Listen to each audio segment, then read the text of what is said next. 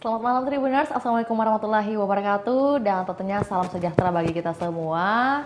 Senang sekali rasanya saya Fiorena Jeretno dapat kembali menyapa Tribuners di sesi kita malam hari ini, tepatnya edisi Jumat 6 September 2024. Dan tentunya beberapa menit ke depan Vio akan ditemani oleh dua narasumber yang sudah hadir bersama Vio di studio Tribun Timur dan akan membahas mengenai salah satu kegiatan pelatihan dan juga pendidikan untuk mahasiswa khususnya di Universitas Negeri Makassar lebih mengenal bagaimana dunia jurnalistik.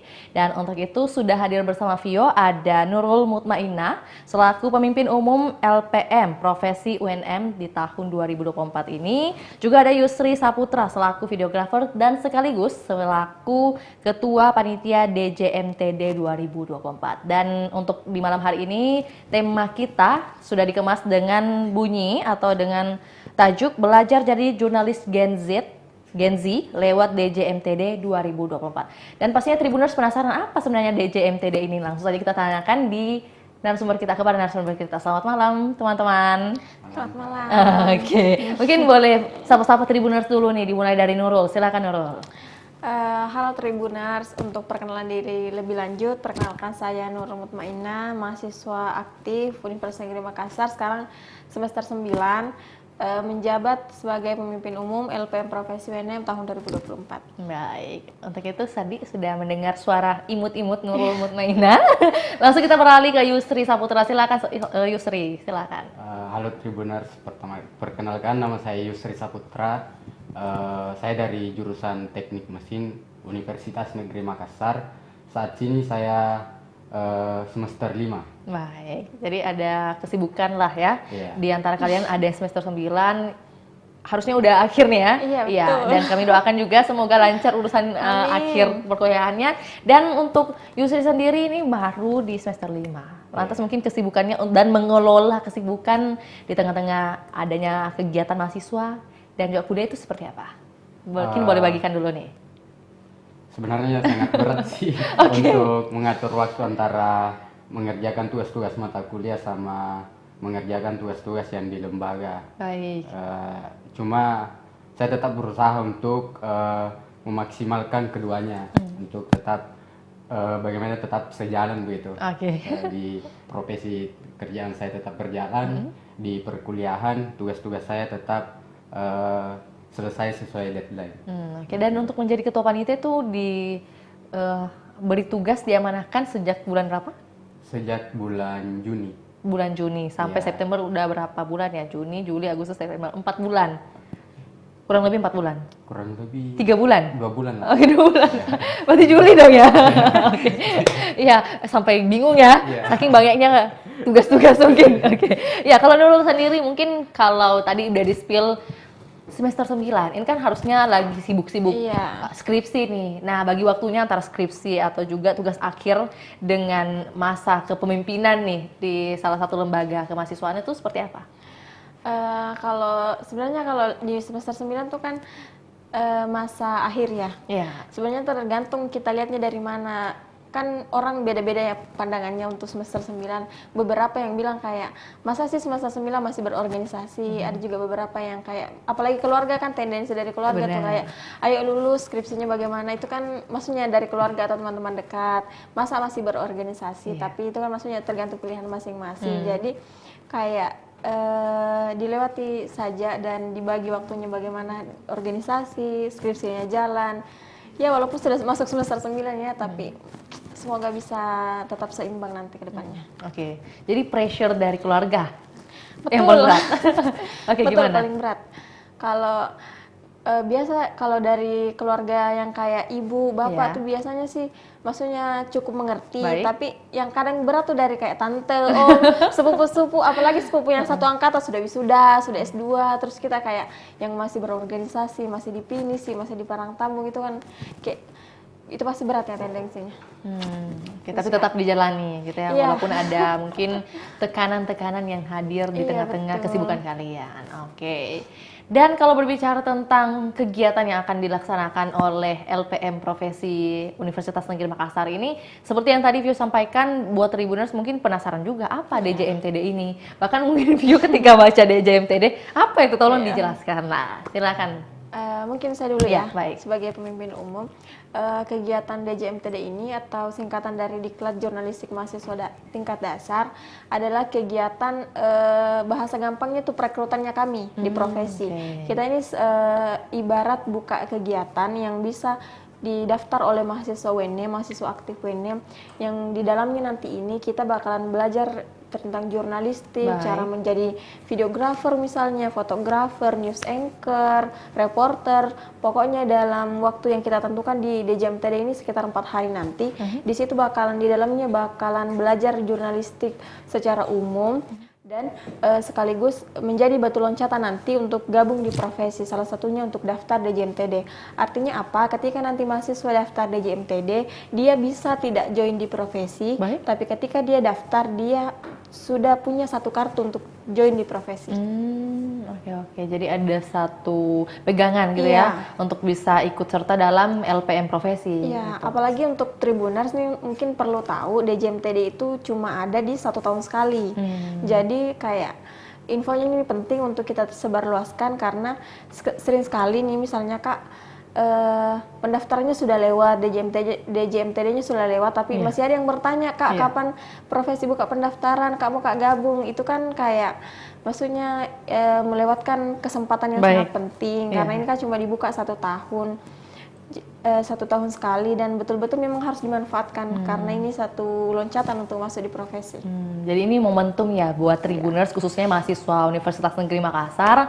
Ini ada kesempatan bagi kalian nih, mungkin mahasiswa aktif yang di tahun lalu bertanya, Kak kapan buka perekrutan dan sebagainya. Nah kali ini semoga dari tayangan ini bisa nanti disebarluaskan juga dengan teman-teman semua. Ini ada perekrutan yang akan dilaksanakan atau kegiatan juga sekaligus ya dibalut dengan kegiatan jurnalistik, mengenal lebih dalam jurnalistik. Tapi sebelum itu bagaimana persiapannya? Kita tanyakan dulu kepada Yusri nih. Ini kan tadi Vio dengar dan Tribuners dengar bahwa kuliahnya teknik mesin. Iya. Kenapa memilih lembaga mahasiswa khususnya pers ini, profesi ini? Adakah alasan tertentu? Sebenarnya sebelumnya saya pas mau join di LPM profesi saya tidak tahu kalau profesi ini ternyata bergerak di bidang jurnalistik. Jadi saya masuk di profesi itu karena kayak saya merasa bosan sekali, bilang habis kuliah pulang, jadi akhirnya saya dapat info tentang perekrutannya profesi dan saya masuk. Tapi setelah saya belajar tentang ilmu kejurnalistikan dan saya memang tertarik di sana karena banyak sekali pelatihannya, baik itu tentang videografer, desain grafis, dan banyak lagi yang lainnya, apalagi tentang kepenulisan. Jadi awalnya nggak tahu, tapi iseng-iseng ikut. Itu ya alasannya Yusri. Jadi cukup menggelitik juga, karena kan ada mungkin ratusan lah ya istilahnya dari mahasiswa UNM yang tertarik untuk bergabung di profesi, tapi kamu yang lolos gitu. Dan kalau mungkin Nurul sendiri gimana awal bergabung dengan profesi dan sekarang menjadi pemimpin nih? Mirip-mirip sebenarnya Kak, iseng. Dulu itu saya daftarnya karena ada yang kirim pamfletnya, tapi kebetulan yang kirim tuh dosen kan mahasiswa semester 2, semester 3 kalau misalnya dosen yang kirim tuh kan kita baca terus kita lihat, oh kayaknya ini wajib, jadi daftar terus akhirnya masuk tiba-tiba di profesi yang kayak belajar ini terus maksudnya semua lembaga kan pasti ada suka dan dukanya, tapi alhamdulillahnya dulu di sana mungkin lebih banyak sukanya, terus ketemu teman-teman yang bagus, maksudnya yang sefrekuensi, jadi itu yang jadi alasannya untuk tetap di profesi. Jadi perlu diketahui Gen Z itu kata-kata sefrekuensi itu penting ya untuk circle sekarang ini. Dan untuk belajar jurnalistik makanya itu di generasi Gen Z ini nanti bisa bergabung langsung di kegiatan Diklat Jurnalistik. Dan untuk itu kalau berbicara tentang persiapan Yusri, saat ini sudah berapa persen nih? Mungkin sudah mencapai 70%. Dengan total pendaftar dan kuota yang kalian berikan sebanyak berapa? Kalau untuk saat ini pendaftar sudah mencapai 50-an. Baik. Untuk kotanya sendiri itu 150. Untuk deadline pendaftaran mungkin boleh disampaikan nih Tribuners.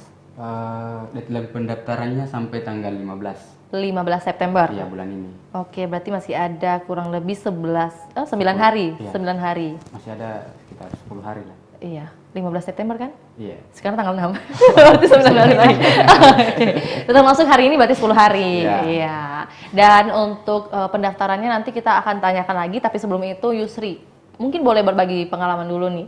Ketika kamu baru pertama kali bergabung dengan LPM Profesi, itu seperti apa dan bagaimana kegiatan yang kamu ikuti?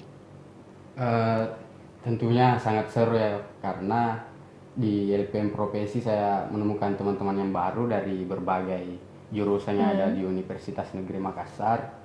Dan di sana juga pertama kalinya saya belajar tentang ilmu-ilmu kejurnalistikan.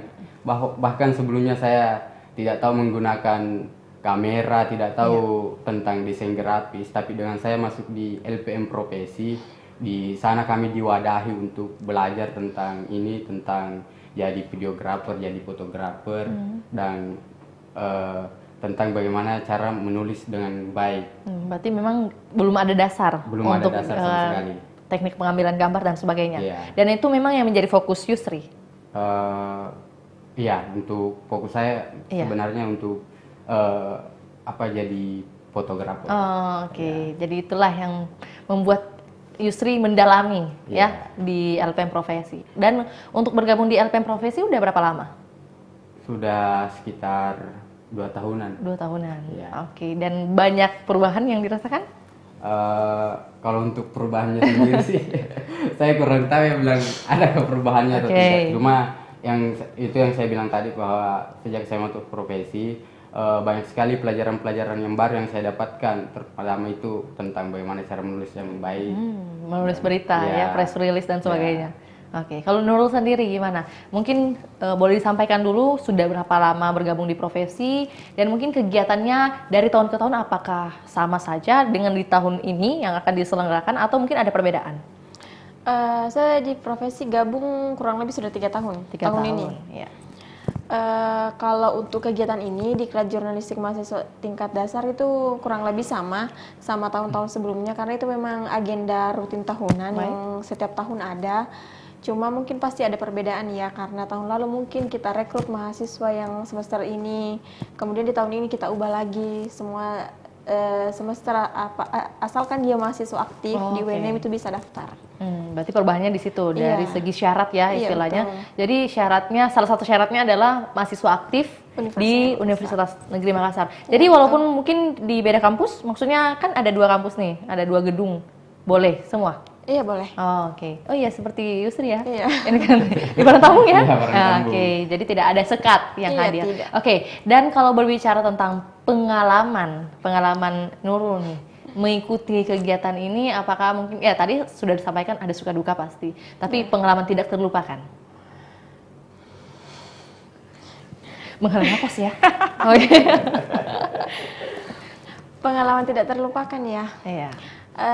Kalau pengalaman yang tidak terlupakan tuh mungkin pas saya terpilih jadi pemimpin umum. Itu pasti yang tidak terlupakan ya. Pasti kan itu ada suka dukanya. Pasti kan kayak berpikir, waduh ke depannya ini bakalan bagaimana.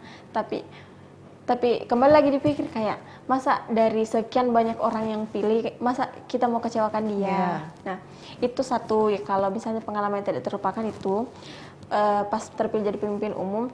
Terus pas kalau misalnya ada liputan aksi terus yang sampai ricu itu kan kita, apalagi ini kan sebagai cewek, biasa itu pandangan orang lain.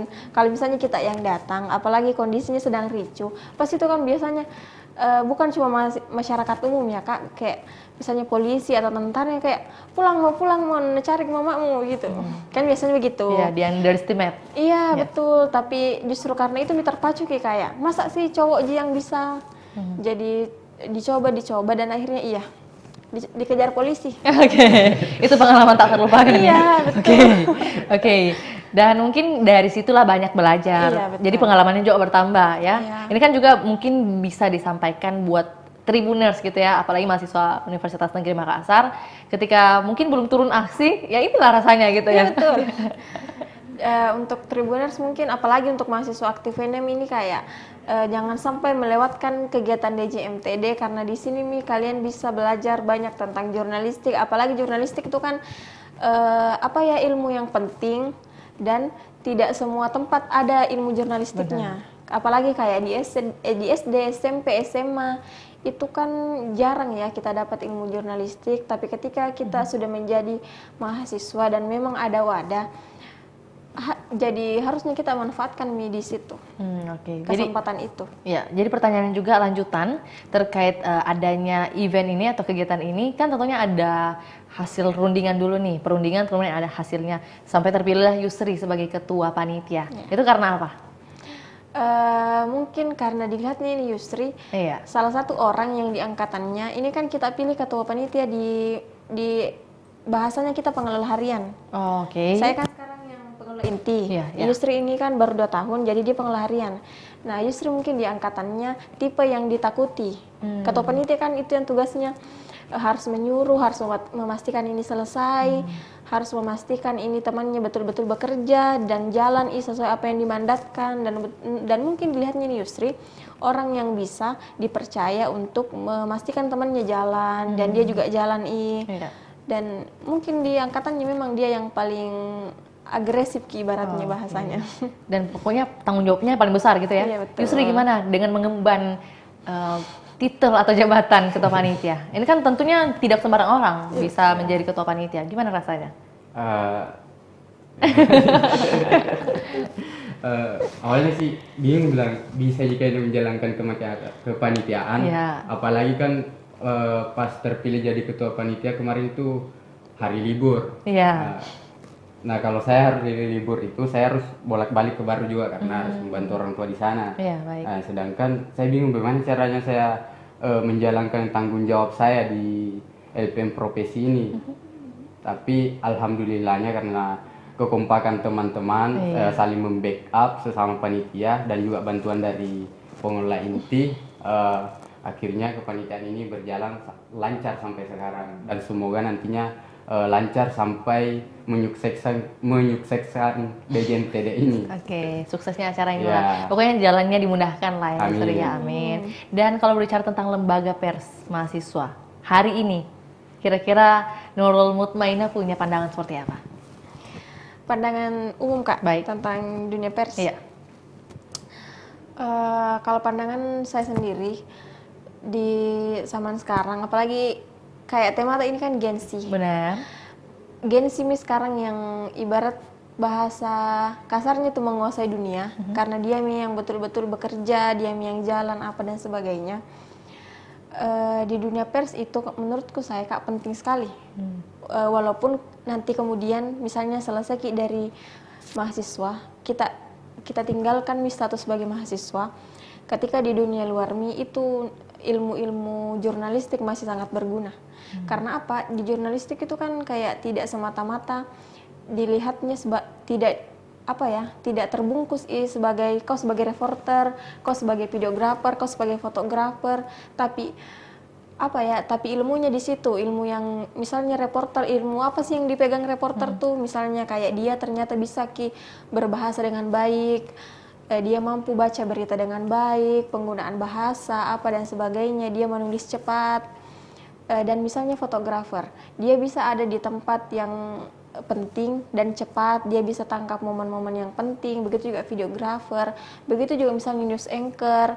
Nah, ketika nanti kita sudah tanggalkan status kita sebagai mahasiswa, menurutku saya Kak itu ilmu-ilmu jurnalistik itu masih sangat penting, karena di lini hidup manapun kita nanti berada bakalan sangat penting itu dimanfaatkan dan digunakan. Kayak di profesi manapun bakalan penting sekali tuh menulis, membaca, analisis, kan critical thinking itu yang sangat dilatih di jurnalistik. Wih, keren ya teman-teman. Inilah pentingnya untuk bergabung bersama LPM Profesi ya. Iya betul.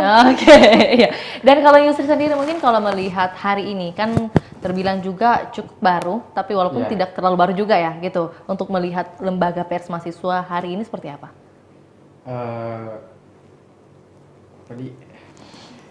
Kalau melihat lembaga pers hari ini, kenapa sangat penting untuk teman-teman, karena dengan belajar tentang ilmu pers, teman-teman juga bisa membantu aktivis-aktivis yang turun di jalan. Benar. Untuk menyampaikan suara-suara mereka yang mungkin tidak terdengar oleh pemerintah gitu. Oke, itu salah satu tujuannya ya dengan adanya pers hari ini gitu. Oke, kalau berbicara tentang DJMTD, ini udah kali ke berapa? Karena umurnya profesi sekarang 48 tahun, jadi DJMTD ke-48. Oh, oke. Dan ini memang setiap tahun gitu? Iya, setiap tahun rutin. Oh, oke. Kalau dari Ketua Panitia sendiri, tentunya kan ada beragam rangkaian kegiatan nih. Ada dari mungkin startnya di hari apa, kemudian hari berikutnya ada agenda apa. Boleh nggak disampaikan buat teman-teman UNM lebih tertarik lagi nih untuk ikut serta? Oh ya, jadi di hari pertama sama hari kedua itu penerimaan materi di Ballroom Menara ini sih. Terus dan dilanjut lagi kunjungan media di beberapa media di Makassar. Dan juga pelatihan investigasi. Nah, hari kedua berikutnya berangkat kunjungan wisata di Goa. Jadi bukan hanya belajar tapi ada healingnya juga. Oke. Dan yang paling ditunggu-tunggu adalah healingnya. Iya. Gimana pemimpin utama? Kalau saya mungkin benar yang dibilang tadi Yusri, dari rangkaian DJMTD itu betul-betul tidak ada. Yang paling perlu di-highlight ini Kak, tidak ada sentuhan fisiknya.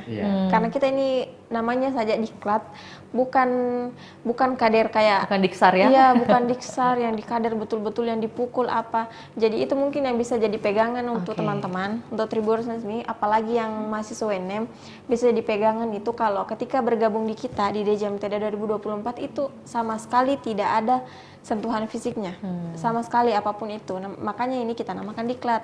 Betul-betul selama kegiatan ini kita cuma belajar, seru-seruan, fun-fun, dan saling mengenal satu sama lain. Itu yang penting. Oke, jadi pendidikan, pelatihan dibalut dengan kebersamaan dan solidaritas lah intinya. Oke, dan kalau misalnya Tribuners di rumah penasaran dan ingin ikut kegiatan DJMTD, tapi bukan mahasiswa UNM, apakah mungkin boleh ikut serta? Ini kan untuk mendapat ilmu nih. Gimana? Sebelumnya pernah ada perbincangan tentang bagaimana kalau misalnya ada mahasiswa dari luar yang mau ikut DJMTD, artinya cuma untuk belajar jurnalistik. Itu kami sepakati bisa. Bisa untuk mahasiswa luar yang cuma mau belajar jurnalistiknya bisa, tapi dengan syarat dia harus tahu bahwa dia tidak bisa bergabung di profesi nanti. Karena kan bukan status mahasiswa UNM. Ada kan paling tidak ada ilmu-ilmu atau kegiatan yang sudah mereka dapat. Dan kan paling penting juga apakah nanti ada sertifikat? Iya, ada. Betul. Itu kan yang diperlukan oleh mahasiswa-mahasiswa sekarang ini gitu untuk bagaimana ya tugas akhirnya. Itu kan ada juga salah satu syarat. Ada perguruan tinggi yang mengharuskan banyak sertifikat yang dikumpulkan. Ada, dilengkapi dengan sertifikat yang ditandatangani oleh Wakil Rektor Bidang Kemahasiswaan. Yusri, boleh dibantu mungkin untuk proses pendaftarannya itu gimana stepnya dan apakah mungkin dipungut biaya? Pastinya dipungut biaya. Baik. Karena nggak ada yang gratis ya. Kalau untuk pendaftarannya sendiri bisa cek di IG-nya LPM Profesi UNM, terus mengisi Google Form yang sudah disediakan. Itu saja sih. Oke, semudah itu. Atau mungkin mau ditambahkan oleh Nurul? Kalau misalnya cara daftarnya cocok apa yang dikatakan Yusri, sisa isi G-form dan lengkapi semua persyaratannya. Tapi yang perlu di-highlight lagi nih Kak, ini kan ada biaya pendaftaran. Nah, kalau ditanya biaya pendaftarannya berapa sih? Biaya pendaftaran itu Kak 95.000. Tapi mungkin perlu dijelaskan 95.000 ini apakah berat dan apakah mudah ketika kita lihat benefitnya apa saja. Nah, 95.000 ini nanti teman-teman yang daftar DJMTD betul-betul bakalan ditanggung semua Kak, mulai dari makan, transportasi, kegiatannya, mulai dari pemateri, pasti pematerinya betul-betul yang handal di bidangnya masing-masing. Dan itu tidak ada sama sekali dipungut biaya, apapun itu Kak. Mulai dari transportasinya ke widya wisata, transportasinya kunjungan media, dan makannya selama kegiatan 4 hari itu betul-betul tidak ada sama sekali biaya. Dan ini 95.000 65.000 ini kita anggapnya ini sebagai modal untuk masuk di profesi. Karena kan ketika sudah mengikuti DJMTD dengan membayar 95.000, nanti dia bisa daftar di profesi tidak dipungut biaya lagi.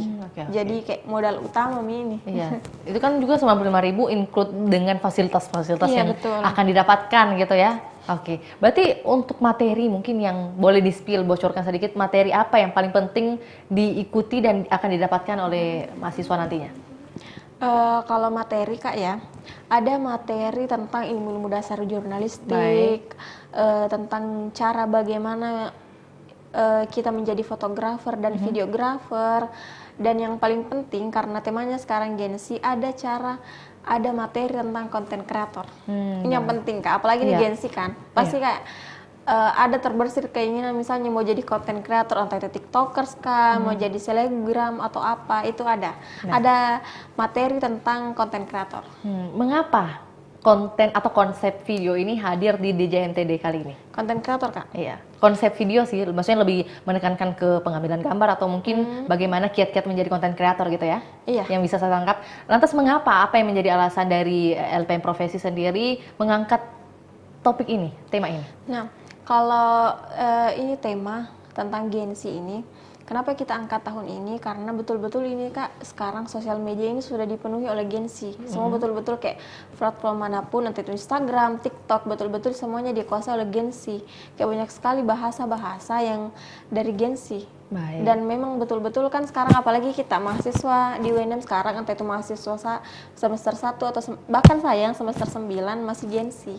Jadi itu kan semuanya kita ini masih Gen Z. Jadi makanya penting kita ambil tema ini supaya tema ini nanti betul-betul membungkus kegiatan kita dan tentang Gen Z memang. Makanya kita tambahkan konten kreator. Nah, materi konten kreator ini Kak baru ada di tahun ini. Karena sesuai tema tadi yang saya bilang, betul-betul Gen Z ini sekarang sedang meluas jadi makanya kita menyasar Gen Z ini untuk ikut di kita di JMTD, dan kegiatannya nanti ini bakalan dibalut dengan itu. Makanya kita masukkan materi konten kreator. Meluas dan menyala ya. Betul. Menyala bangku. Iya, menyala bangku. Yusri, mungkin di angkatannya Yusri, ini kan perangkatan gitu ya, maksudnya untuk bergabungnya itu istilahnya perangkatan gitu. Dan menjadi pengurus harian total ada berapa anggota yang sudah bergabung? Kalau yang aktif saat ini itu ada 7 orang ya. Dan itu masing-masing ada tupoksinya. Betul. Dan yang paling berat menurut Yusri di bagian apa? Di bagian layouter sama desain grafis. Berarti itu mereka semua ada dasar tertentu atau mungkin dari nol? Dari nol. Dari nol. Termasuk Yusri? Kalau saya betul-betul dari nol. Tapi sekarang udah biasa menjadi layouter? Kalau untuk jadi layouter sih baru belajar ya. Karena kemarin-kemarin saya fokusnya di bagaimana cara jadi videografer yang baik. Jadi udah bisa jadi konten kreator ya? Atau di balik layar? Iya. Kalau mungkin sedikit-sedikit bisa lah. Iya. Nanti Tribuners bisa saksikan di Instagramnya Profesi ya? Ada Profesi UNM. Ada Kak. Iya, Dan kalau berbicara tentang untuk meyakinkan nih Tribuners atau mahasiswa Universitas Negeri Makassar yang aktif bisa ikut serta dalam kegiatan ini, tentunya kalian ada strategi gitu kan. Salah satunya ya dengan postingan ini, tayangan ini nantinya bisa disebarluaskan. Selain itu mungkin kalian bisa membagikan atau meyakinkan mereka dengan output yang lahir dari profesi dan bagaimana ketika di dunia kerja. Adakah informasi mengenai hal tersebut? Kalau dari saya Kak, yang pertama ketika kita gabung di profesi itu kita banyak belajar tentang dunia luar. Kenapa begitu? Karena ketika kita ini kan maksudnya di profesi bakalan ada nanti dipetakan satu-satu, entah jadi reporter ke dia jadi videografer, dia jadi fotografer. Tapi kesemuanya itu ketika punya jabatan masing-masing dia tetap ada tupoksinya untuk menulis berita. Nah, ketika ini kita mau menulis berita, pasti kan kita ada prosesi liputan. Nah, ketika kita liputan ini Kak, kita butuh energi sosial untuk bergabung di luar, kita betul-betul ketemu dengan banyak orang, dan menurut saya ini yang penting. ketika kita bisa memanfaatkan ini, ketika misalnya kita ketemu rektor kah, kita ketemu WR1, WR2, WR3, dan bagaimana caranya kita membangun relasi itu, dan itu yang bakalan penting nanti ketika kita sudah keluar dari profesi. Apa yang bisa diambil dari profesi, saya rasa itu kita bisa memperbanyak relasi, ilmu-ilmunya ini bisa kita diterapkan di luar dan apa sebagainya. Nah, yang penting juga untuk Tribuners, apalagi untuk mahasiswa yang mau daftar DJMTD 2024, yang penting saya sampaikan adalah ketika kita nanti gabung di profesi, yang selalu kita tekankan kepada yang mau daftar, ketika gabung di profesi ini kita punya privilege, kita tidak dipungut biaya apapun ketika kita sudah berorganisasi di profesi. Artinya apa? Apapun yang berkaitan dengan profesi nanti, entah kita mau liputan, entah kita ke redaksi atau apa, itu semuanya ditanggung biayanya, Kak. Transportasinya, makannya, bahkan kayak PDH-nya, apanya itu semua ditanggung. Tidak berbayar sekalipun? Tidak berbayar sekalipun. Dan saya rasa jarang lembaga yang begitu. Benar. Jarang lembaga yang begitu, jadi makanya itu yang selalu kami tekankan, Kak. Kayak mari bergabung di profesi dan kita betul-betul ada arah timbal baliknya. Misalnya ini saya ketika liputan, Kak, dikasih Kak ini, jadi ada arah timbal baliknya. Kita bekerja untuk profesi dan profesi juga bekerja untuk kita. Jadi bukan hanya kita yang berkorban gitu ya. Iya, betul. Itulah yang menjadi highlight dari atau juga yang bisa menjadi ini ya, istilahnya titik terang ya. Biasanya kan lembaga-lembaga itu ya ada point of view-nya masing-masing. Ya, benar. Dan kalau bergabung di profesi, apakah harus ekstrovert? Gimana, Yusri?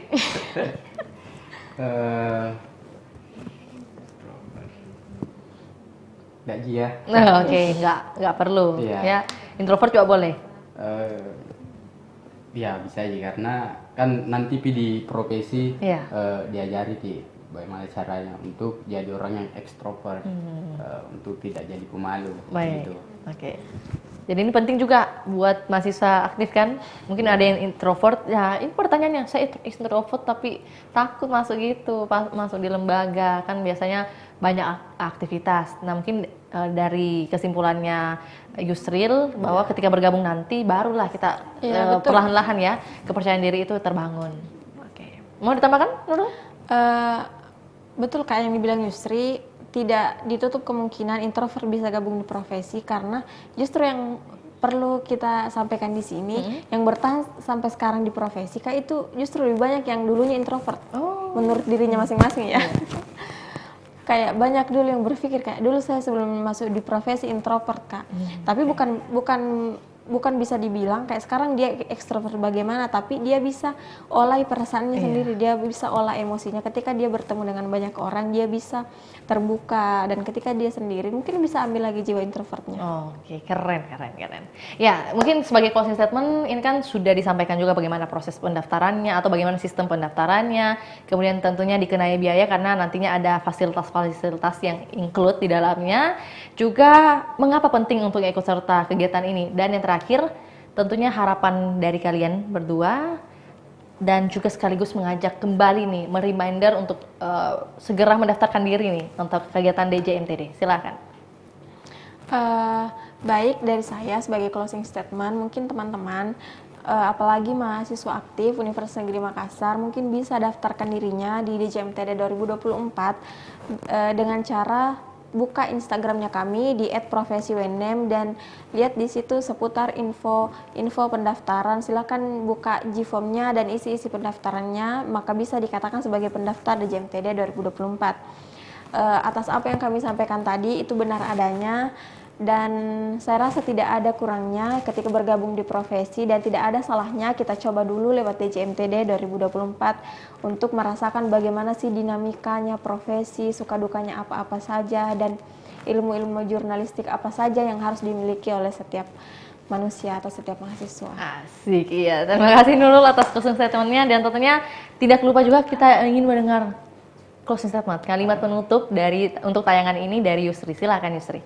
Kalau harapan saya setelah teman-teman nanti mengikuti DJMTD, semoga teman-teman bisa mengaplikasikan dasar-dasar jurnalistik yang didapatkan di DJMTD yang nantinya menjadi bekalnya teman-teman untuk meliput kegiatan-kegiatan yang ada di Universitas Negeri Makassar maupun di luar Universitas Negeri Makassar.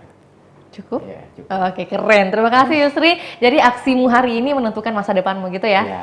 Kurang lebih highlight yang bisa Fiona simpulkan nih dari tayangan kita hari ini atau podcast kita di hari ini. Terima kasih buat kalian, sukses acara DJMTD-nya di tahun 2024 ini. Sehat dan sukses selalu buat kalian berdua dan teman-teman. Juga terima kasih buat Tribuners yang hingga saat ini setia menyaksikan program Bincang Kampus. Semoga informasi yang kami bagikan ini bisa bermanfaat bagi kita semua. Dan tentunya terutama bagi mahasiswa aktif Universitas Negeri Makassar. Segera daftarkan diri Anda dalam kegiatan yang bergengsi ini. Untuk itu saya Fiorina Jeretno mewakili kedua narasumber dan juga tim pamit undur diri. Selamat malam dan sampai jumpa. Download Tribun X sekarang. Menghadirkan lokal menjadi Indonesia.